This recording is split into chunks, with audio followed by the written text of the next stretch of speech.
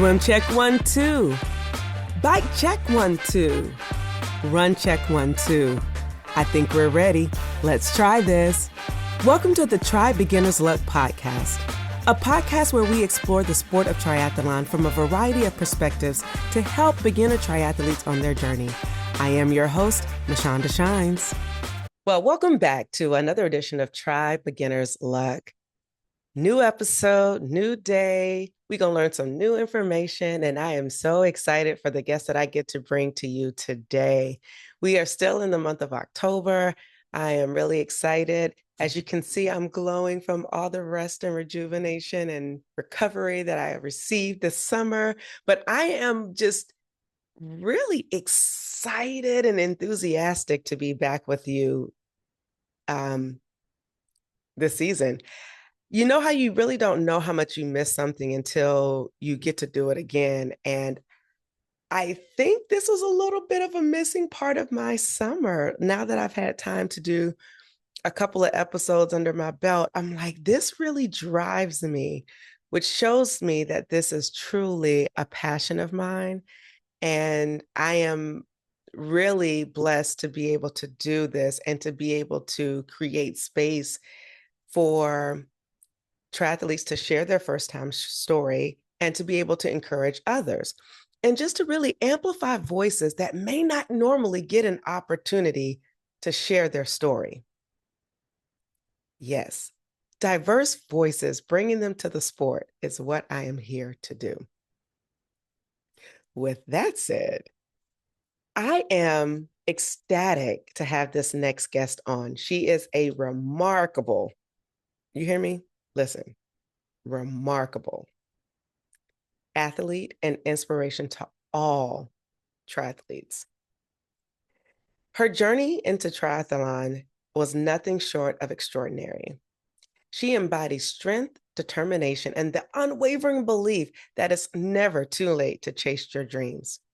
And let me just really be clear. This young lady has been paving the way to make this sport more inclusive, meaning all bodies, all weight classes having an opportunity to share in this space.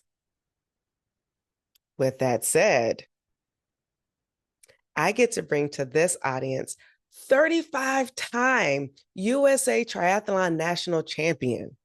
You got that right. She races a lot. But she's an incredible athlete, and her titles span across the sprint to the ultra distances. And she's a champion for all athletes, no matter their size, their race, their religion, or any other quality that makes them different. She often says, "Don't count us out." Ladies and gentlemen, I get to bring to this audience my new friend, Leslie Battle. Leslie, welcome to the Try Beginner's Luck podcast. How are you? Hi, Mashonda. I'm great today. Thank you for having me. I love it. I'm such a giggly one today. I'm not sure what's happening in my world, but I'm just really honored to have you on. I've been a fan of yours for a while, and often, I'm going to be honest, was really kind of like intimidated and scared of you. And that says a lot because I am not really scared of anybody. But you have such a magnanimous presence. And I think when you show up in spaces, you take up space and room. And to me, I was like, I don't think I've been in a space where I've seen, especially the triathlon space, where I've seen a woman of color take up space the way you do. And to me, it was awe-inspiring. I was in awe. I was like, heck yes. And I was like, thank you. So maybe this is me telling you thank you for taking up space in a way that deserves to be celebrated. I've heard that before, that I'm intimidating, which I actually find kind of odd, because I do my very best to be open and accessible. But I do admit, when the gun goes off, I have my game face on, and I'm not there to play. So if you try to, see me in a race, I'm not about that. But other than that, I'm all yours. And I think that's what it was. It's like seeing you on the race course, but then seeing you outside, it's like, well, who, what, where? But it doesn't matter. The point is, you should have your game face on. And we as athletes have to have multiple, I think, personas, although we're representing who we are. Like, because when we're on there, we got that dog in us, it's game time. Although I kind of have more of a cheery dog. I'm like the happy puppy, like, hi, everybody. And you are more like what kind of dog would you say you are if you had to describe yourself as a dog? Somewhere between a Lhasa Apso and a Doberman. I don't know. But I gotta say, honestly, like the one of the best things about racing multi-sport, and you know this as well, is the people you meet. And the thing I like the best about I race in the Athena division, as you know. But over the years, one of the best things has for me has been racing with people and during a race. And it usually happens more on the run, but acknowledging people's presence just for being there with like a high five. And I don't get that from like age group competition. I'll say it not to the same degree and not to the same level of what I understand is understanding. Like when I say, "Hey, girl," or "You got this," it means something different. That thumbs up when it comes from another Athena triathlete or a Clydesdale, because we have a common base of understanding and we just get it. And if that off puts some people, it's just the reality. I mean, it's just kind of like Jeep drivers, they give each other the Jeep nod. There is an Athena Clydesdale tipping your hat to, I understand where you are, where you're at, and what it takes to be where you are. And to me, I mean, you know what I mean when you get that nod. I do. But let's actually talk about that. I know that Athena and Clydesdales, it's a category, but maybe a lot of people don't know about that category. And let me just be transparent. I don't think I realized that it was a real category until maybe 3 or 4 years into my race career. And that was because the club that I was in didn't stress that or didn't perhaps know that that was an option for people of a certain weight class. And so let's explain what Athena is, what Clydesdale is, and how people can look for it at races so that they have an opportunity to be categorized or placed in a different division that gives them the same equal playing field as other athletes.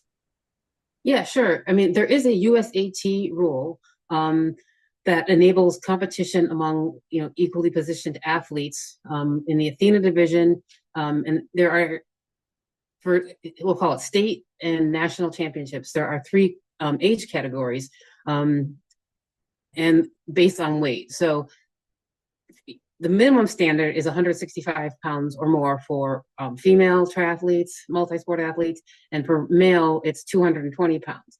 And within those divisions, there are three age categories. So 0 to 39 for both Athenas and Clydesdales. Then for Athenas, it's 39 or 40 to 54. And then for Clydesdales, it's 40 to 59. And then there's one for 55 and over and 50 or 60 and over for the Clydesdales. And I'm sorry if I've confused people, but basically there's just young, middle age, and older for both Athenas and Clydesdales. And really, it's just an acknowledgement that based on physics, it takes more effort to move a body that has that's heavier. So to kind of level the playing field when it comes to multi-sport events. I mean, the swim, it's pretty much even for everyone, but when it comes to biking and running, that's where the science comes in, and that's why, as I understand it, is the justification for having the divisions in the first place. And it's not to say that the divisions are any less competitive, because trust me, there is a lot of competition among the Athenas. There's been times when the Athenas, and myself included, have won the overall in a race, not just among the Athenas, but among age groupers as well. And where Athenas and Clydesdales have earned national champion titles on the overall, placing 1, 2, and 3. Or even have earned athlete of the year from USAT, regardless of weight status. So again, it's just another competitive division, equal playing field, kind of just like an extra age group, as it were. So That's news to me. Well, not really news to me, but I think that's really cool that athletes who participate in the Athena and Clydesdale have won even on top of age groupers, which means they are really just great athletes overall. And I think oftentimes the misconception could be that Athena and Clydesdale is only for larger bodies. And that's not necessarily the case because I've seen people who are just really tall and they fit in that weight class and it works. Taller people, it's, you weigh more when you're taller. I think of some people who are in the DC area that I know and race, and it's like, you don't look like you're Athena. And I think that's a misconception because, again, it's a weight class and not a physical feature. Yeah, it's not a fitness class. It's not necessarily for, we'll call them newbies or people new to the sport. Definitely not. It really just has to do with your weight, and that's basically what the rule is based on. It's weight. Um, as I said, you alluded to at the beginning, I always have used as like a personal mantra: don't count us out. Like just because I'm racing Athena, don't think that I'm not here to race you for the overall as well. Haha, because that's when that game face comes on. The game Yeah. face comes in. They're like, don't. Today is not the day because I am after something. Let's talk But about that. unfortunately, a lot of I can't say a lot, but I think the trend is turning because USAT has expressed its support for the divisions, but it's not universally promoted by local race promoters. So we're seeing more and more of that, and because it is a USAT rule and rules AT expectation, it really is seeing more and more. I mean, it's been around for decades, in all honesty, and I don't know why it hasn't been universally adopted. It is universally a requirement for national and state championships. So hopefully, as more and more people become aware of it, and more race directors, acknowledge that it would be great if it were a mandatory. Like you just wouldn't be able to say eliminate the 20 to 24 year age group or the 80 to 84 year age group just because. It should be just, this is just another division that we always offer. Yeah.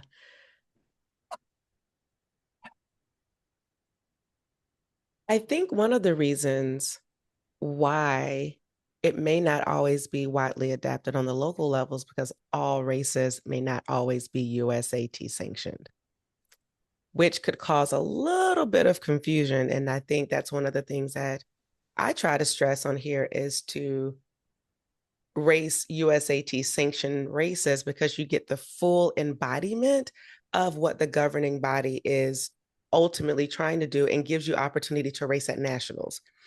If you don't race at those races, you don't get points. You don't see how you stack up across the nation.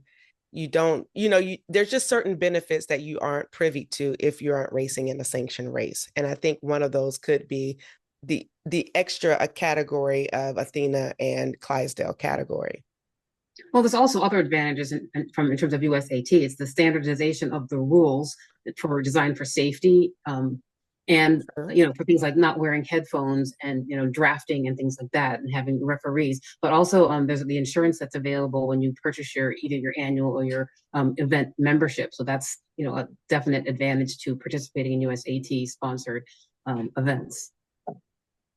Plus, I just think they're a lot of fun. Absolutely. And I always try to, at least once a year, have some representative from USAT on to kind of talk about that and then share their role. Because there's a lot of roles at USAT that we just don't know what's happening. And so I love to just introduce even more of that to the audience. But with that said, you mentioned about overall champion and not just winning on the Athena level, but also overall champion. And you've done that. I have. I remember the first time I did it was back, God, I don't remember the year, but it was the Escape the Cape triathlon. And the year before, I had come in fourth Athena. And yeah, fourth is for me the worst. But so the next year I went back, and it was a great race. I had a great swim. I still don't understand how that happened, but the bike course was designed for me, and the running was it was fine. And so I ended up coming in first overall. And I went over to the wall where they had posted the results, and I was looking for my name. You start from the bottom because that's where you're used to seeing. And I kept going up and up and up, and I never didn't go to the top because I didn't expect to see my name at the top. So I did it again, and I did it again, and I finally saw my name as number one. And I was like, no way, no way. And it was about the same time that I was just accepting that and realizing what I had just done, over the PA, the race director said, "Leslie Battle, will you come to the desk?" This was before awards. So I went over, and this was actually the second day of a 2-day race. The first day was, I think it was the co-ed day. The second day was all women, one or the other, but neither here nor there. But so I went over to the desk, and the race director wanted to know whether I had cut the course. And I looked at him like, "What?" And I showed him my watch, and I told him, "Oh, I raced before yesterday, and I was actually faster yesterday than I was today." And he was basically questioning me, I realized, because it said Leslie Battle Athena, and he didn't think that an Athena would win the overall. So that was my first one. It was kind of like a high and a low. And unfortunately, that happened to me a couple times. Like, again, it was another race. It was at a speed, a race car track. I think it was a duathlon, I believe. And I won the overall, and they called the awards. And the woman who came in second, who was a fantastic athlete, and she's a friend to this day, and they called her as first. And she said, "Wait a minute, but Leslie beat me." And the race director said, "Let me just check the results." And he checked the results. He says, "Oh, yeah, you did, but we're just not used to looking at the Athena results when we factor in to see who was winning the overall." So locally, I think that the race directors, know to look among the Athena results to see who won the overall. But back in the day, and I'm talking like 2013, 14, 15, those years, it wasn't a thing, and I kind of had to like make that known and make that an awareness. And I think because people have not considered that Athenas and Clydesdales to be as competitive, we've had to do quite a little bit of demonstration and education and eye-opening for people to acknowledge that. And I think you're aware of like the struggles and challenges I've had with trying to get Athenas and Clydesdales an equal playing field at the table at USAT events to be able to qualify for Team USA supports across the board, whether it's from aqua bikes, aquathon to triathlon to whatever. Because in the past, when you registered as an Athena, even at a national event, you were not allowed to earn a spot for Team USA, even if you say won the overall by time. And it took me a while to prove to USAT, and hope thankfully they saw the merit in it, that if you're an equally capable athlete, or even a higher performing athlete, even though you're racing as an Athena or a Clydesdale, that you deserve a spot on Team USA if you earned it by time. So I'm really thrilled that has been the factor for a number of years now. Where again, when I started in multisport, it wasn't that way at all. And really proud to have had a hand in making that happen. And it's kind of funny now, because there's a few like athletes I've run into at national events. And, I don't think everyone should know who I am, which would be kind of arrogant, but I think it's kind of funny these days that there are younger athletes who have no clue who I am, and the door that has been opened to them, they just take it for granted, which is the way it should be, and that actually gives me pleasure that you don't know the benefits you've had. You just have always grown up that way. It's interesting that you say that, Leslie, and I'm going to hit on that last point first, and then kind of work my way backwards. I was actually talking to Katie Zafaris, and she mentioned how like Gwen Jorgensen paved the way for the elites to have the elite coaching or high performance program, and it wasn't as glamorous or glitzy. And then she came around and it was just like, okay, a little bit more. And now, the Taylor Nibbs and Taylor Spiveys of the world have, and I'm saying the ladies, but there are guys, of course, but that have a whole program that's so robust.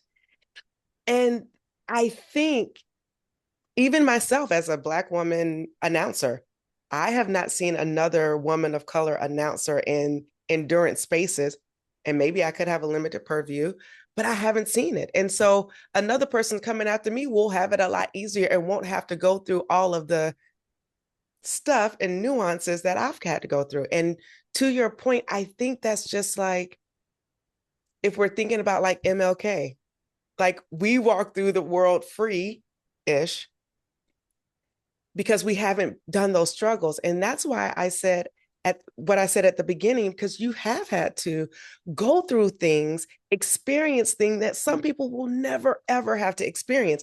And when you think about it, you said, well, 2013, 2014, that's less than, okay, 11 years ago. That's not a long time. That's not a long time. And to think that we are still creating space for people to feel like they belong in a sport that I think just turned, what, 47? It's mind blowing. And I have lots of opinions because I'm an opinionated person. However, you're right. And I do believe at some point there needs to be history written so that people can know the evolution of the Athena and Clydesdale division and the people who fought to make sure that we have a safe and equitable place to race. Period. Exactly. I think it was back in 2017 at Miami, man, where again, I think that was before we were told that we could actually, earn spots by time on Team USA while racing as an Athena at a national event. And they said, well, it's because there's no Athenas and Clydesdales at the world competition. And I said, well, and this only worked out because I was of the right age, because they said you had to actually start in the same wave.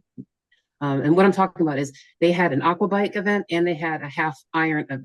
And so actually I registered for both events at the same time, at the same date. I wore 2 ankle chips, paid both entry fees. And so one I raced as an age grouper and one I raced as an Athena. And both, again, it was simultaneous. So the time that I earned, one was qualifying me to be on Team USA, and the other one would not, because I raced. The only reason was because I raced as an Athena, and I think that was eye opening to USAT. And they, again, at the time they did not have a rule against it, and they've since changed that rule. You can only race one event at the same time, regardless of if you pay for them both. But my only point was to prove a point that yes, as an Athena at this particular weight and this particular level of fitness, I can qualify for Team USA. As an age grouper. And so I did that. And I think it was eye-opening. And I don't think that's why they changed the rule. I think that it was just, safety reasons or equity reasons. I'm not really quite sure. But at the time, there were 11 other athletes who had done the same exact thing for that particular event. But, I've devoted a lot of time and money and we'll call it advocacy towards, advancing the Athena and Clydesdale cause. And I think that was a turning point, at least for me, to show USAT that, yeah, it can be done. One of the other years, and I think it was 8 years ago, because that just came up on my time hop, that, I encouraged a handful of Athenas to join me at Santa Cruz. It was aquathlon nationals, just to earn spots on Team USA, because that's what, there was a big interest. And I said, I will show you how it's done. Let's all go to California. Let's all race and see where the chips may fall. And people and then realize, wow, I can do this. It's not just excluded for me. And I think at that event, especially that one and the year after that, or maybe the year before that, it was at Texas, Austin, Texas, I think the year before that. But you could not earn a national champion title at that event, but you could race as an age grouper and still qualify by time and get to go to Worlds. And a lot of Athenas chose to do that route as well. But again, it was another level of argument saying, well, why not? We're here, we're fit and able to race, we're interested, we're showing up in an adequate number of numbers. Why is this opportunity not available to us? And I think last year or this year at Omaha Nationals, Multisport Nationals, I want to say there were at least 25, 30 Athena athletes in my wave that started. And I don't remember the Clydesdales, but that's a significant number of athletes who are willing to invest their training time, their travel time, and money and interest in USAT events to make it worthwhile. That people say, oh, no, there's nobody in the category. No, there are a lot of people who are willing and ready to show up, and which is why it justifies its continued existence and expansion throughout all USAT events. So I'm proud to, show up and keep waving the flag for us. Thank you. Job well done, and keep the party going. And with that, I want to just make sure I have qualifying information correct. So if someone was to go to a national USA triathlon qualifying event, if they race in Clydesdale or Athena, they will get ranked as Clydesdale or Athena for that local event. But if they want to qualify for Team USA, they need to place So within a certain time frame in the age group that they are actually in. yeah, basically what happens, just like at a national event, how people are aged up for age purposes. When you go to the Worlds, you are placed in the age category that you will race in the next year. So what they do for Athenas and Clydesdales is they roll you back into your age group, and then they age everybody up for what you're going to race in next year. So, for example, ultra distance triathlon, they take the top 18 in every age group. If you are in the top 18 of your age group for the racing year for next year, then you will qualify for Team USA. The qualifications are a little bit different for things like sprint and Olympic distance triathlon.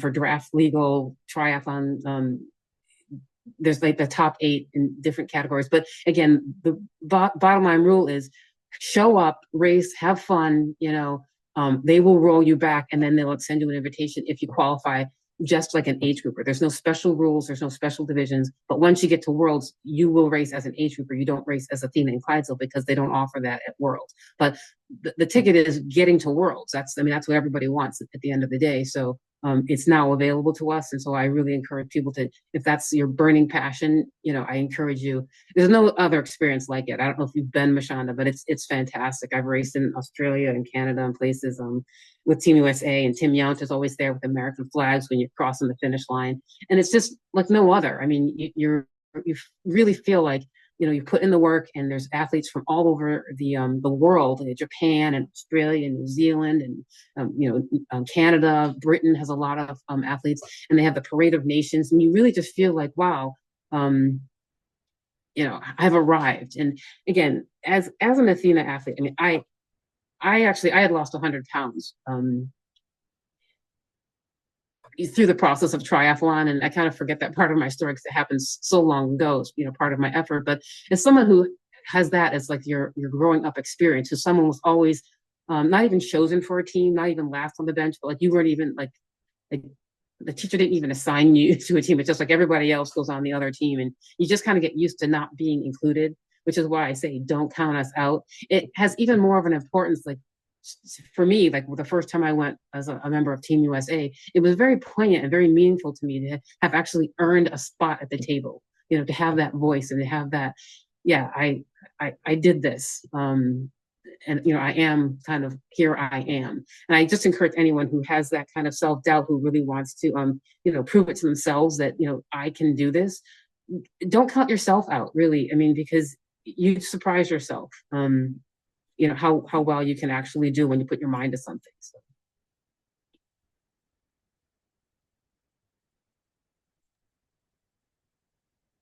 That resonates deeply, very deeply, especially losing weight along the way, but just not maybe feeling like you qualify for a team because you may not feel like you're good enough, and then being able to arrive and say, yeah, no, I actually am. Don't count me out.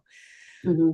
Which takes me back to what we were saying prior to me kind of splitting what I was saying in terms of a few minutes ago. And I was like, I'm going to come back to that. Did the race directors who, quote unquote, counted you out when you were winning overall, did that fuel your fire to kind of want to be an advocate for Athenas and Clydesdales even more? I'd like to say yes, but actually no. Like in the early days, it was more like I really just wanted to meet people. So I remember my first half marathon. The cutoff time was 3.5 hours, and I think I was like 3 hours, 28 minutes, and 47 seconds, or something like that. And I got to the finish line, and there was a lot of people there. cheering people on. Everyone had like signs for their athlete. And when I got to the finish line, there was nobody there for me. And it was sad because it was this huge accomplishment. Again, I didn't honestly train for it. I was just kind of stubborn and said, and I wore a knapsack and I had an umbrella. I was going to finish this thing, right? But it kind of made me sad that there was nobody there for me to cheer. And so I started meeting people at races, and that's how I started the groups that I host on social media. Just reaching out to people saying, hey, we should know each other so that we can train together and we can know each other, and so that like you actually have someone to commiserate with and to cheer you on at a race. And that's kind of how like the whole social media presence began. It was just kind of funny because people are like, we all know each other, and I think that's great. And they said, yeah, we all know each other because at some point we've raced with Leslie, and at that point they said that, yeah, and you've beaten us all. And I'm like, no, that's not true. And then I realized, yeah, probably, but it was just kind of it wasn't my intent to but it really was just to meet people. And again, it was basically people I would meet on the podium and say, hey, you should join this group because we like to get together and we like to know each other, and it's just been great. And some of my best friends over time have been people I've raced with. It's just, I can't say enough about it.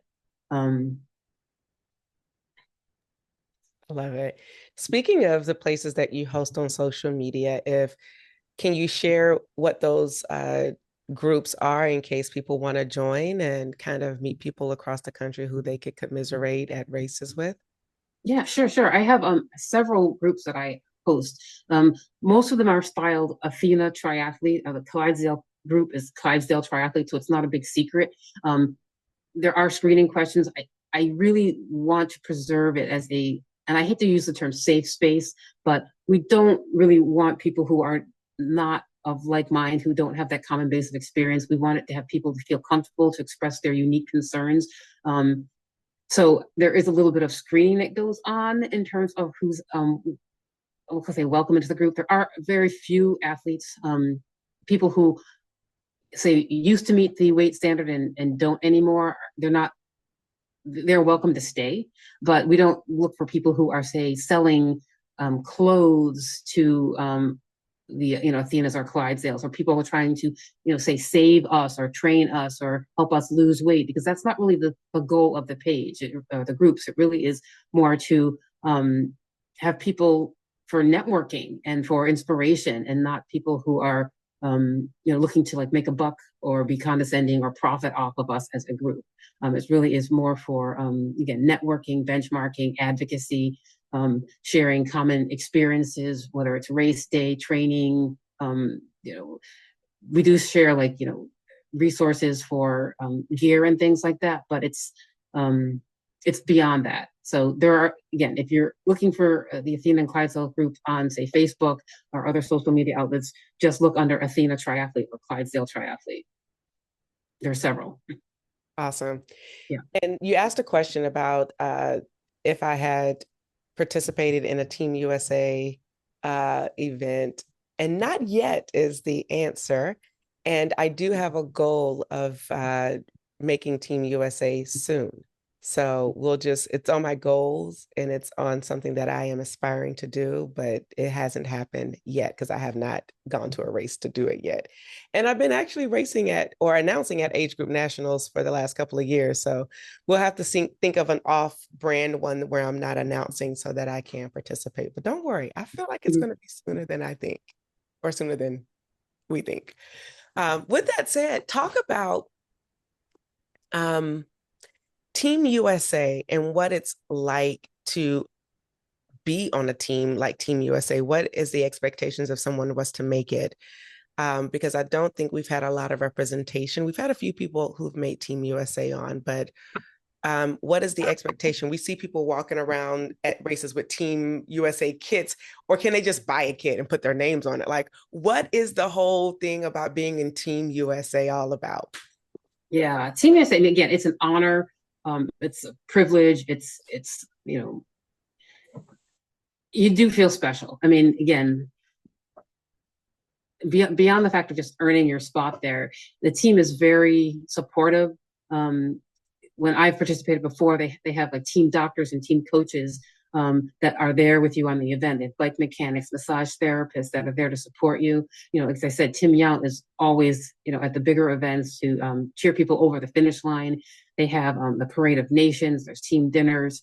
There's a pinning ceremony. So if you've been to a certain number, I think it's over 10 or more Team USA World Championships, you get a special pin. They have badges for every event that you go to. Like say it says, you know, Spain, you know, it'll just have the country and you can add them to your jacket or whatever. But again, you can't imagine the feeling of pride. Like the more it means to you, the more it will mean to you. You know, you can be sarcastic about it or whatever, but I really, again, when I was newer to the sport and I would see people with their names on their kits, I was wondering, what does that mean?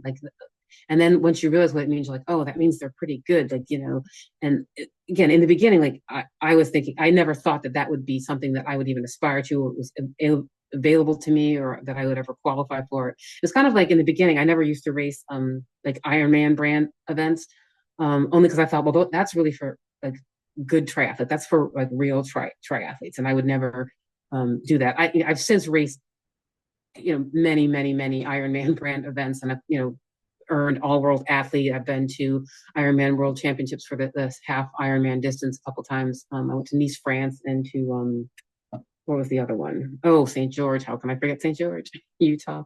But again, when you're that person who's come from a childhood, young adulthood experience where you're not athletic, having that whole world open up to you, it means and meant a whole lot to me at the time, and it still does. I just think that if it's something you aspire to, don't let it intimidate you, because it's within your grasp. It really is, and yeah, you have to perform at a certain level, and again, stay for the roll down. That would be my number one piece of advice, because there, you know, like I said, I'm not finishing in the top 5. You know, I forget what my roll down number was at the time, but there was an athlete who was there who was ahead of me, and she actually, Sharon Pearl, she gave me her spot and said, "Are you going to go?" And I'm like, "Yes." And it was, I'll never forget that. I really owe her a debt of gratitude for allowing me to have that experience. It's just fantastic. I mean, if you think, and I'm not going to like try to like compare USAT versus Ironman versus Challenge versus whatever. I mean, they're all what you make of them. And for me, it was just at that point in time in my athletic career, it really meant a lot to me to have experienced that. And my mother was able to go with me, and she loved it too. Again, just don't count yourself out. That would be my number one piece of advice. Right. Don't count yourself out. Don't count me out. Don't count you out. Don't count us out. Hey. Now, speaking of, you've mentioned this a couple of times about your childhood. Let's talk about your start. Because I mean, after all, this is Tri Beginners Luck. We want to hear about your first time story. So take us back to, I think, let's go before childhood, like, because you were actually an athlete in high school and you participated in track. I did. I participated in track. I never won a race. I was doing hurdles, which you can believe that I can't even touch my toes these days. I did hurdles and the 100 and the 4, I think I called it 440 back then. And again, I was not athletic by any, I wanted to be a member of the team, and that's how I was a member of the team. Not athletic. I tried out for the basketball team and I didn't make it. That's the kind of athlete I was. I mean, track was kind of take all comers and you do your sport. And I was more of a violinist. That's what I played in high school and college. I actually had a violin scholarship, a music scholarship to college. And it's funny because now I don't even touch that at all. But yeah, I wouldn't say I was athletic. Through high school into college, I ended up gaining a lot of weight. And that's kind of when I graduated from law school, that's where I sat. And you know, through a series of circumstances and events, I kind of was like, I remember distinctly once I was in the bathroom at work and I had a girdle on. And this might resonate to somebody, and I had a girdle on, and I was like, I want my skin to be my girdle. And I took that thing off and I threw it in the trash can. And I think that was really early on in I was like, I'm done living this life. I want to be somebody different. And that kind of, again, I can't say that started it, but that was sort of at the beginning where I was like, no. And that's when I was like stubborn. And I said, I ran that first half marathon. I said, I didn't care, but I was going to get over that line in 3.5 hours. And I did, which is kind of funny because like I ended up qualifying for the Boston Marathon a couple years later. And my time for qualifying for Boston, I think it was 3 hours, 49 minutes, and I want to say 12 seconds or something like that, which is almost, it's I ran the marathon at almost the time that I ran my first half in terms of qualifying for Boston. And that was an amazing experience. Like I can't say like Boston was fun and it was great and all, wasn't my best race at all. But having gone through that experience, I would say qualifying for Boston was my favorite marathon ever, because when I got to the end and I realized, oh my God, you could walk. I had like, the last mile, I had 18 minutes you know, to qualify, and I was still running, and I was like, I'm going to actually qualify for Boston Marathon. And I forget what the time was at that point. I think it had to have like a 4:05 or something like that. So I was like under the standard, but it doesn't matter. But like that was the most awesome experience in a race ever, I can honestly say, qualifying for the Boston Marathon. And I did it at Athena weight. And that was like, for me, it was like, yeah, we can do this, Athena proud, Athena strong, don't count us out, don't count me out. It was crazy. Like, I'll never forget that. Mind blown. You said that you finished the Boston Marathon in the same time it took you a couple of years ago to finish a half marathon. Yeah. Wow. It was a little bit over. It was like 3:28 was my first half, and the Boston qualifying time was 3:49. So I was a little bit over, but it was close enough for, to be like, wow, that was kind of wow. So it would be great to do a full marathon in the time that it took me to do a half marathon, my first one. But we'll see if I ever get there, a 3:28 something. But still, if we're comparing, yeah, that's still 13 additional miles, and it only took you over the time of 20 something minutes. That's still amazing. And I think it just goes to show you that it doesn't matter. Size shouldn't be an indicator of your ability. And I hope that it's not an indicator of your ability at all. I think that's the perception that I think people have often looked at. Like, people are reluctant to register as an Athena or Clydesdale because they think people are going to look at them as like a lesser than. And like in the past, like a lot of race directors would like wait to the very end to call the Athenas and the Clydesdales. And I know in recent times, race directors have done things where they call like the oldest athletes first, so that people will still be around to, and not just take their award and go home. So they've done the same thing with Athenas and Clydesdales, to not always put you last or mix it up, so that people are encouraged to stay throughout the whole award ceremony. Again, I don't know what's the best approach, but it is, everyone puts in their work before race day, and everyone deserves, who's interested, to have people acknowledge their performance. They should have the same, opportunities. And that's really what it's all about. Yeah. Yeah. So first time, what was it like? How did you get in the sport? Who did you come across triathlon yourself, or did you read about it in a magazine? Like, how did you get there? I had a friend who did I think it was the Providence half Ironman. So it was an Ironman 70.3 in Providence. And I think at that time I had broke my ankle and I was on crutches, and she was doing a race in Barrington that this is Barrington, Rhode Island. They don't even have that race anymore. But I was like, I could do this. This would be so much fun. And she's like, yeah, you should do it. And again, I had broken my ankle at that point. And I think I was turning 40. And so I convinced a couple other women to do it with me. And we all trained that summer for, I think it was either the Crabman or it was the Falmouth. I think it was Falmouth, because I think my parents came. It was a sprint triathlon. So we trained down in Narragansett Beach, and we trained at McDermott Pool, and we did the 5Ks and that. And like, I basically got addicted to it. And like those women who I was training with the first time around, like, they don't race. I don't think they only did one triathlon, they were in and out. But I think it depends on your personality type. Beware of triathlon because, as you know, it's very addictive. But I just remember that early triathlon, like Falmouth, I think that was actually Hyannis. It was Hyannis 1 and Hyannis 2. They always had a spring triathlon and they had one in the fall. And I want to say like it was either early May, June, and then they had one in September, like late September. And again, early on, triathlon, I was actively trying to, become more fit, and I was actually losing weight at that point. And when I did Hyannis 2, there was an athlete who came up behind me and he was running. And he says, I remember you. And I was like, what? Who is this guy talking to me? Because again, didn't know too many people when I first started off. He's like, yeah, I remember you from the earlier in the spring. He's like, keep up the good work. You look great. And I'll never forget that because again, I know I stand out. I mean, I'm a Black female triathlete in New England. Like, honestly, there's still not too many of us.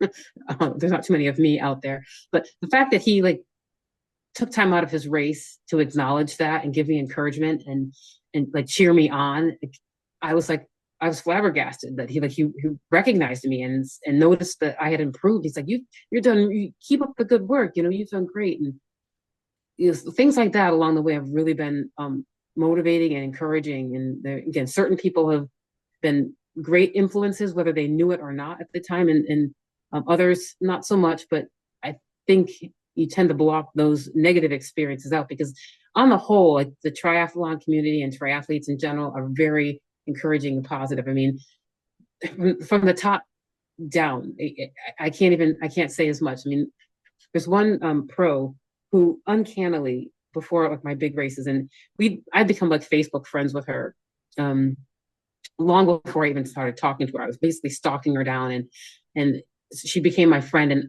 you never think that a pro has the time in the day or even cares to read your posts. So I probably posted something about, oh, I'm going to nationals, and literally the night before every big race, and I'm going to pull her name out, but Meredith Kessler, she would reach out to me and say, good luck on your race, Leslie. I'd be like, wait, she's reading my posts? Like, wait a minute, Meredith Kessler's reading doesn't she have anything better to do with her time? And so over the years, I every time it just flabbergasts me. And I'm like, Karen Smyers, you see her at races and she's always very positive and loud. And you're like, wait a minute, she's won Kona several times and she's very approachable and kind and things. And straight, you can't say down the line, but different levels of experience, people have always been very supportive. So that's part of the addiction. It's not just the endorphins you get from racing. It's the being welcome, the being the camaraderie and having that common level of experience. At some point when you're a triathlete, and you'll know this as well, Michelle, that at some point you have fewer and fewer friends who have not done a triathlon. Honestly, people I interact with on a daily basis, unless you're from my childhood, from second or third grade, I really don't have too many friends who don't live this lifestyle. Yeah, and it gets hard too, because again, if you picked up this sport as an adult and your friends from your younger and let's say college and prior to college, they're like, okay, this is weird, but all right, whatever. And so it starts to shift and you're like, but come over. It doesn't matter if you can't do all three, just do one. Just let's do a relay. And so that's the hook, and you get them in. And then it's like, well, maybe I can take swim lessons. Well, maybe I can. So that's where I am with my friends. So I totally get it. Yeah, I totally get it. Wow. I love that encouragement. What's one thing you would have told beginner Leslie in triathlon space today? Gosh. I mean, you never know where this path is going to take you, but I would say it really helps you to learn to think on the fly, to be creative, and look. The way you look at adversity just changes. You can definitely push your body beyond by just digging in and using your mind to get you through the hard points in life. I always thought, honestly, that losing weight and taking on triathlon was going to be that's my story, that's my challenge. Well, as you know, a couple years ago, I think it was 2017, I unexpectedly, and none of my family had this, I lost all of my hair to alopecia. in 7 weeks. And I was like, wait, what is this new challenge? And it's was hard, and it is very hard. Right now I'm in a clinical trial, and that's why I have hair, you see. But I don't know that, like, if I didn't have triathlon to help me learn the lesson of meeting adversity as it comes, but whether this would have been as, I can't say as easy because it has not been easy, but it has made it easier because you learn to like deal with change and adversity on the fly is kind of what I'm trying to say. If I'm putting that correctly, I hope, because you just never know what's going to happen on race day. Like you could be riding along and all of a sudden you get a hailstorm and you're like, wait, what happens? And the same thing with that. Like, I always try to liken alopecia to be like, yeah, I was losing weight, was making friends, I was, looking for a relationship, and you run along this course, and all of a sudden, bang, they move the finish line. You're like, but wait a minute, I thought I was going to that finish line where I was, that was my goal, but no, they moved it down, and like you have to keep moving because they keep moving the finish line. And so with like with multi-sport, like again, you could have bad weather, it changed the race course, you get lost on the course, you get sick, something like, you drop a water bottle, you got to stop and pick that up. Like change and adversity and how you react to that is really the lesson of triathlon. It teaches you life skills that you wouldn't, again, maybe you would have learned them otherwise, but I credit triathlon to giving me, teaching you patience and reliance on yourself, that creative problem solving on the fly. I mean, it really is what it is. I mean, beyond everything else that is offered. I can't, again, obviously I'm an addict, but I can't say enough more about the sport. I'm not sure there's a word clearly I can't even get it out, because you're beyond an addict at this point because you race every weekend. No. I never admit that. I find opportunities to participate on courses with friends often. I probably done, I don't even know how many I've done. Like, I think it was 2013 or 2014 where I earned my way into USAT's, what do they call that? It was a club where you could 100-mile, yeah, 100 more triathlons a year. But they actually stopped that. But I think at this point, I stopped counting in 2014. I had done like it's funny because like my 100th triathlon, it happened when I lost 100 pounds. I did the 100-mile triathlon as my 100th race, and so that I want to say it was 2014 or 2015, and I had done like 100 races over 4 years to get there. So whatever year that was. But now I want to say I'm closer to like 350. I honestly have lost count in terms of races. So if you divide that over the number of years, yeah, I race a lot. I don't think I'm as bad as some other people. This isn't comparing others. We're talking about you. Yeah, I race a lot. So, well, that's good, because when you stay racing, it's like you give yourself a chance to continuously not stay stagnant. And, you're just out there doing what you love, and that's your hobby, and that's okay. And I'm just making fun because I don't do it, but.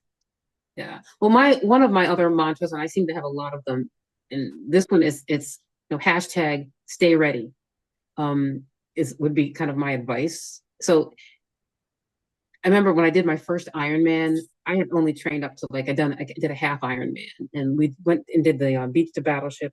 I want to say that was a 2011 or 2012.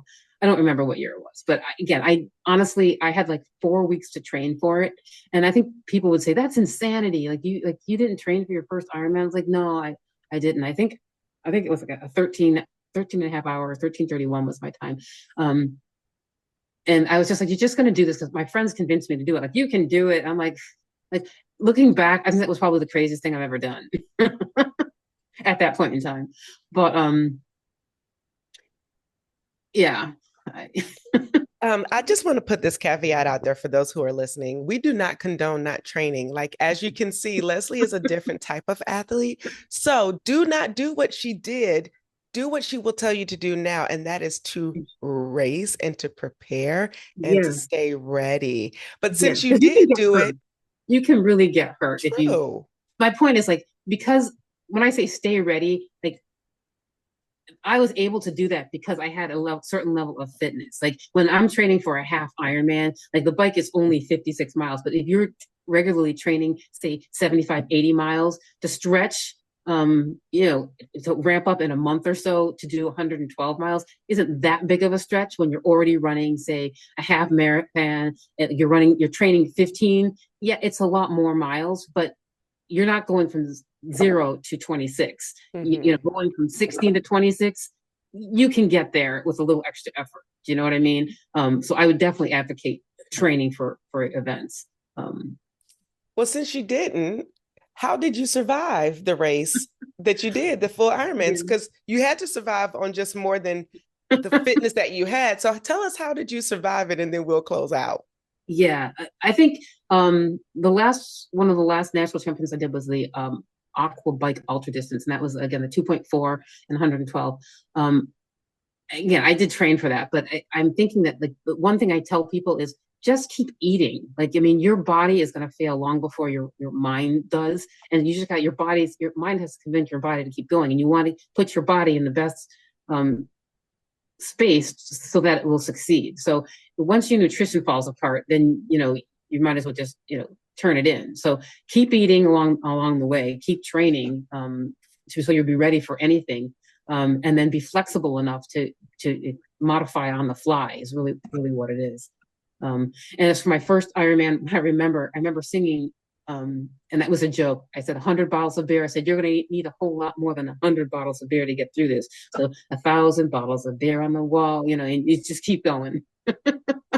It's funny what your brain will do when you're in race mode and you're out there and you go into this, okay, whatever I can do to numb out whatever the discomfort I may be experiencing, I'm going to do it. And I believe people could probably come up with some amazing products and just books that they could write being on the race course and what their mind is telling them at that time and throughout that duration. We've seen that with like Courtney Beltweiler. I'm sorry to mess up her last name, but the people who do like the ultra marathons and ultra distance, like Ultraman, your mind can really put you in a place where you just go. And again, as long as you have that level of fitness and confidence and you believe in yourself, and the nutrition, again, I'm not saying go off and do like Norseman with like no training. You won't get in anyway, but I'm just saying like you can do it. Like if your stretch is a sprint, you just believe in yourself, put in the work and go in on race day and say, you know what, I'm going to do this. And you will get through it. So you don't be intimidated at all by your own limitations. I love it. Thank you, Leslie. I mean, we could really talk more, and I hope that we'll get an opportunity to talk again and maybe about some other things. But thank you so much for all that you've done in sport. Be sure, if you are interested in joining the Athena and or Clydesdale supported groups on Facebook, be sure to do that. There are some questions that you will need to fill out. So be sure to do that so that you can get granted access. With that said, we don't let anyone leave here without asking some rapid fire questions. Okay. First question up. Gels or real food for race nutrition? I've done both. Gels. Okay. Honey finger, yeah. Dream training partner, alive or historical?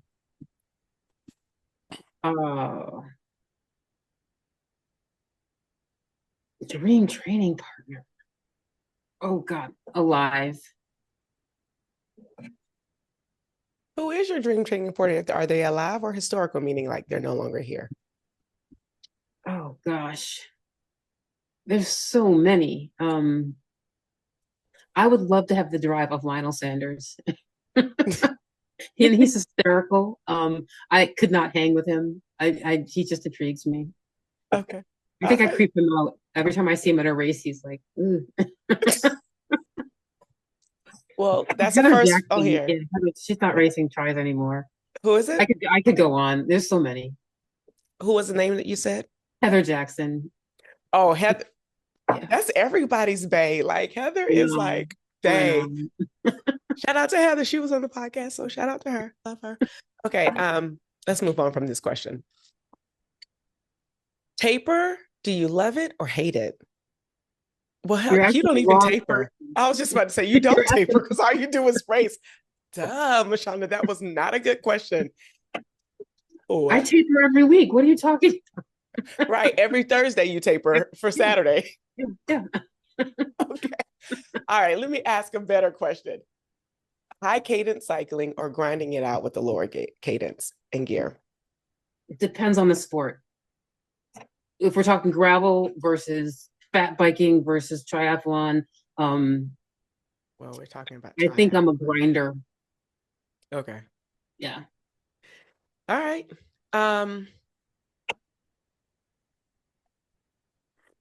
Swimming, open water or pool?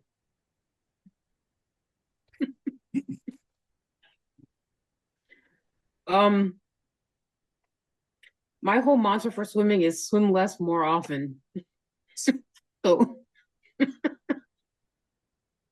You really do have a mantra for everything. so pool, I have to say pool. I practice more in the pool. All right. Favorite music artist? Pink.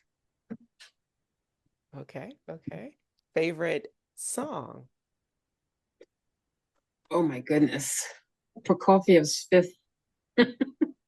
You said what? Prokofiev. It's a symphony. Oh, okay. I thought that's what I heard, but was like, Yeah, I play the violin. Prokofiev's Fifth Symphony. It's a great snoozer to put you right to sleep. It's great. no, I'm going to actually listen to it. I love listening to classical music. It's a good beat. Yeah, it's all right. I love listening to it. Okay. Bucket list triathlon race that you haven't done yet. Gosh. Honestly, I would love to race the half distance in Kona. But it's not really a bucket list, but it's kind of a fantasy. Yeah. You know that's available. I know. Okay. It's always at the same time as USAT's events. So I tend They to need go to to get it USAT. together. Somebody needs to switch it. The people who can make it happen, switch it. If you're listening. Okay. Yeah. And last question that we don't allow people to leave here without answering. Do you pee on the bike or get off and take a proper pee break? Never ever pee on the bike. That's not my thing. I'm not going to judge people, but no. I feel the judgment in what you just said, but whatever. I'm just kidding. Leslie, thank you so much for being here with us. For those of you who are listening, please like, share the episode, share this with your friends, especially those who might be in the weight class of Athena and or Clydesdale.